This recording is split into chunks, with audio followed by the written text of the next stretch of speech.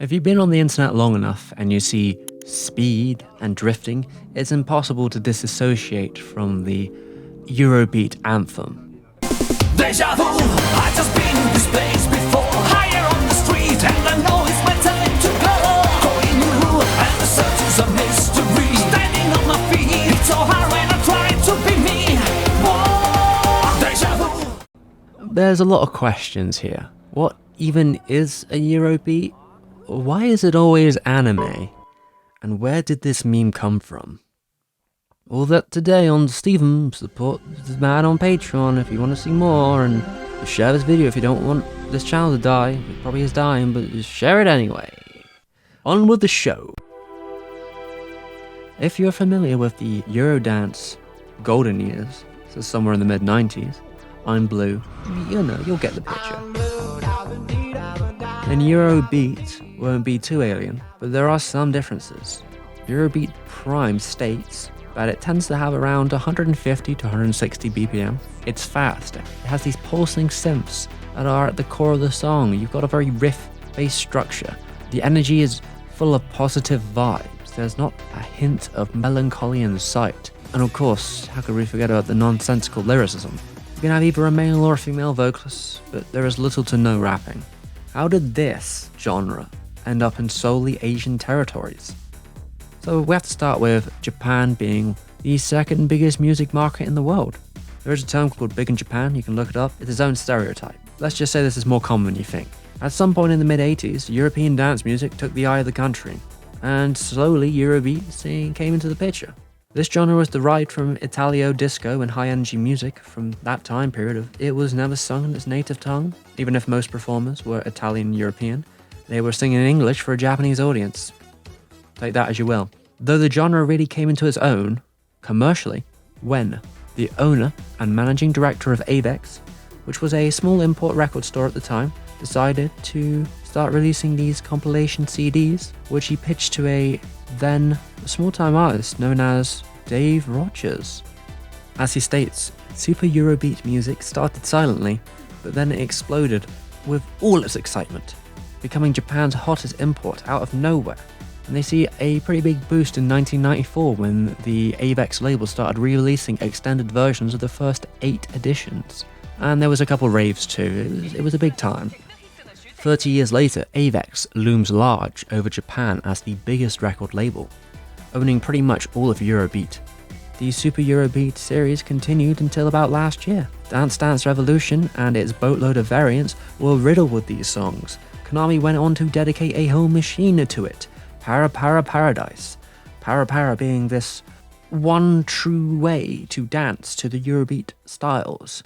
It's a lot of hand movements, a lot of choreography, a lot of leg movement though. This sort of style of dance became the movement of the dance clubs, and then the sound of nightlife. It's the reason the genre continued as long as it did. In 1998, Eurobeat was losing its popularity, until Disney, of all people, came into the picture and created a couple of their own Eurobeat albums, with some stiflingly powerful hits, which led to this.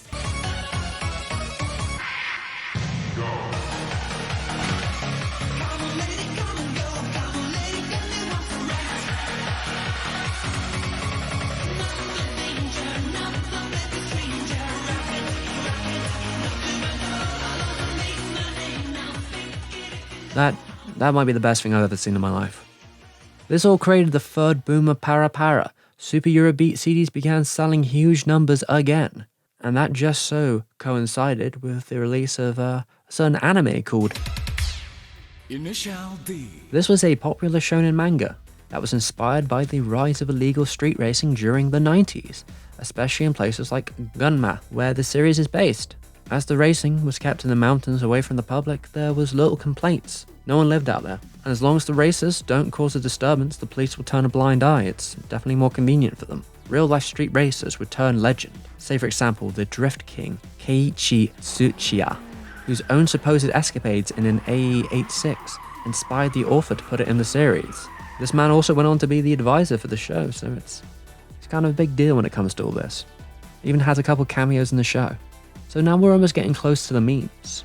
So we got to turn that computer on, because I know that these memes were solely an effect of the internet culture.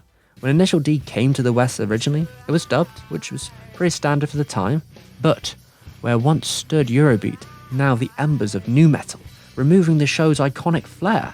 Its PS1 races were left bare. Yeah, I know.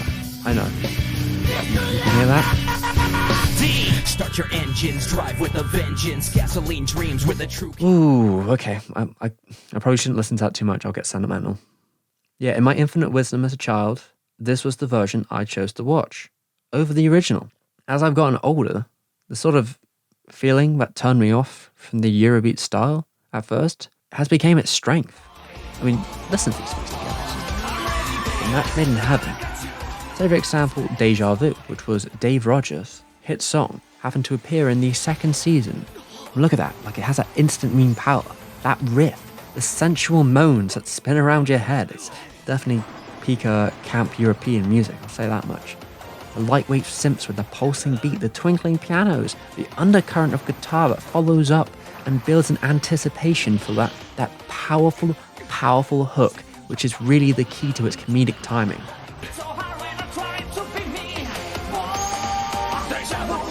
Whenever you hear that Deja Vu, it's so infectious, it's so powerful, it knocks you over like a car that blindsides you at 3 a.m. and it does not forgive. And of course, God, those lyrics. See you into the moonlight, even if I try to cancel. What does any of that even mean? I mean, I get the sentiment, but I guess none of it really matters. It's just a feeling, a point, a beautiful girl, and fast beats. And truly, it's Salty Intense Camp, which I guess would go with like that sort of overt rule of cool that comes with such silly anime to begin with as Initial D. That is 100% about crazy, silly cars drifting around corners. It's something else. You just watch it. Just watch the show. It's pretty good. Tokyo Pop, the dubbers, went on to mid-production on the show. So when Initial D was picked up by streaming services, you know they fixed this heinous crime and put back the Italian flavor, even on the new dub. Seems everyone knew what made this show great, but Tokyo Pop, including Sega, whose series, Initial D Arcade Stage, drew in the crowds with Eurobeat and did their best to personify the series in both gameplay and audio. Although you could say at this point there's ulterior method to their madness. The series released its own collection of CDs, big seller, so it became part of the brand. Of course they're going to use this combination. How would you even get to this combination in the first place? Who thought this would be a good idea? It was popular music at that time, and sure, it has those nostalgic hooks that come fast and hard, and no other series is quite the time capsule of Initial D. It makes sense.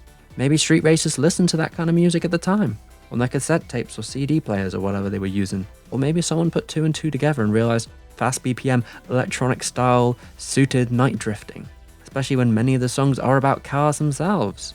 Hey, the year after Initial D released, Japanese GTC started a series of Eurobeat comps, Eurobeat collections that must have been played during the races, I guess? So either Initial D affected the culture fast, or this was already a thing. However it got there, we kind of have to thank Dave Rogers, the Godfather of Eurobeat, who started working in that Italian disco field. His influences were David Bowie, Genesis, Quincy Jones. He had an eclectic taste, you could say, when it comes to this. He went on to be a producer, a writer, and an owner of the label that helped make the genre what it is today. A-Beat C is a huge part of it. And if we didn't have that, we probably wouldn't have as many memes as we do. Those memes did start popping up as early as about 2002, with YTMND, the website. There was something called LOL Internet that used Running in the 90s, another Eurobeat hit classic that was featured in the series. This is sort of like a joke on internet culture as a whole and taking it too serious. But if you notice, Ronald McDonald, he's in a car. Where's this going? That was the internet culture's first taste of the Eurobeat, unless they were really into like, I don't know, illegal VHS ripping back in the day. But it wasn't until 2014 where we'd see the next stage, Fast and the Furious, mixed with Initial D. Likely as the similarities with Tokyo Drifter came apparent to the Initial D community. Hey, they even had the same supervisor on the film's Car and Stunts. The next year, 4chan got on it. In 2015, we're brought to the WorkSafe gift board, where they would feature WebM files that happen to involve cars mixed with Eurobeat. Deja Vu comes in the picture right here. And this became sort of the style of post that was still used to this day. Anything could happen, from the out-of-place imagery to silly drifts to the life-threatening. All were at the mercy of Eurobeat. This erupted when these compilations ended up on YouTube that got hundreds of thousands of views, if not more. And occasionally, as time passed, we'd see exclusive Deja Vu collections. The Eurobeat trend continued to rise until hitting its peak around the end of 2017, though it kept a steady pace afterwards. If I was to give it a meme review, I'd say I like it. This thing is just endlessly remixable, with only the music being a constant, but it could be any music, and the way it's used is completely up to the viewer. Even if it's past its glory days, the way it is able to be reworked and how openly endless the possibilities are means a revival could come at any time. I mean, it's gained the attention of big and small. Look at that. Deja Vu the track on YouTube now has over 100 million views because of it. Because of some shit posters. That's not bad. As well as the music's innate charm to pull in viewers who were just there originally from the meme, but sort of got grabbed by the catchiness and they fall into their own spiral of Eurobeat. This year marks the 20th anniversary of the song Deja Vu. The song got an official upload on the Avex YouTube channel.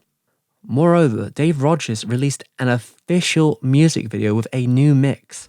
And there's some gold in this video, believe me and you. This is what I expect from the mastermind behind it all. Beautiful. As for the series that brought it into the limelight, Initial D, I think it holds up. I actually rewatched the first series and it has a ton of character. Even when it isn't racing, there's just sort of a charm with the quiet somberness and the slice of life window into that 90s small town experience. And yeah, the music is a big selling point, but even the other side of the tracks, where it's just sort of calm and airy and breezy. The music elevates a lot of this material, and it does speak to how important the sound design can be to set a tone. If the show's legacy continues, so will the compilations. Even if you don't know the connections, they will keep on trucking. As long as there are fast, reckless, or impressive driving, there will still be Eurobeat memes. Thank you to those who support me. You can leave a like, I guess. I don't know if it actually does anything. You can leave a comment. You can subscribe. You can do whatever. You can drift to an alleyway. You can play your favorite Eurobeat song. Do all those things in the comments below, and I will love you like I love Eurobeat. I'll see you next time with a more serious topic, maybe. Maybe not.